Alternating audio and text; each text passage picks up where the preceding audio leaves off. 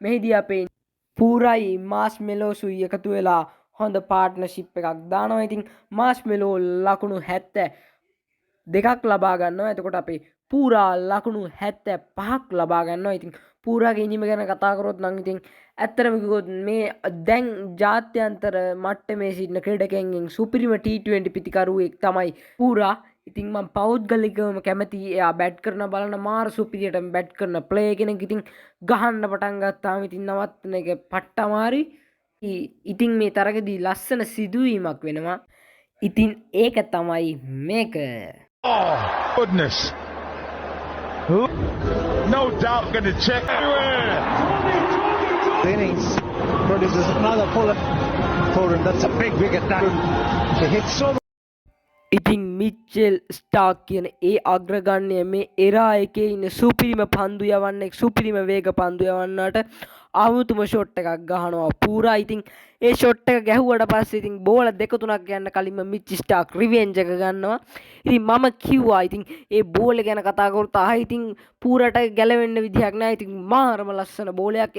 ඒක තමයි සුපිරිම පන්දු යවන්නගේ තියෙන හැකියාව. ඉතින් පරණ ක්‍රිකට් එක ඇඟේ තියෙන සුපිරිම ප්ලේ කෙනෙක් තමයි මිච් ස්ටාක්. ඉතින් මම කිව්වා මේ පූරා ගහන්න ගත්තාම නවත්තන්න අමාරුයි කියලා. ඉතින් ඒ පූරා ගහන්න ගන්න තිබිති සුපිරිම ප්‍රහාරයක් දියත් කරමින් ඉඳී. ඉතින් ඒ වගේ වෙලාවක මෙහෙම දවා ගන්නවා කියන්නේ ඉතින් ඒක සුපිරිම ලෙවල් එකක්. ඇත්තටම කිව්වොත් මිච් ස්ටාක් ගැන නම් වෙනම කතා කරන්න ඕනේ. මම කැමතිම බෝල කෙනෙක්. ඉතින් ඇත්තටම කිව්වොත් එයා ගැන කතා කරන්න වචන නැහැ. ඒ තරම් සුපිරි බෝල කෙනෙක්.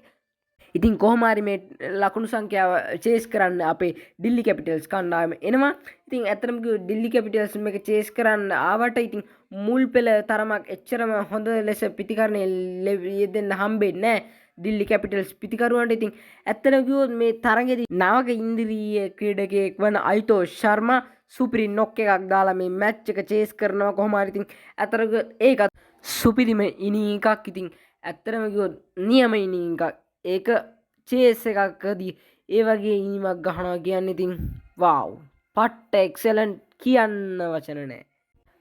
ඉතින් කොහමයි ඩිල්ලි කැපිටල්ස් කණ්ඩායම මේ තරගය ජයග්‍රහණය කරනවා. ඉතින් මේ තරගයේ තවත් සිද්ධ වෙච්ච සුපිරි සිදුවීමක් තමයි අපේ ෆෑන්ටියා.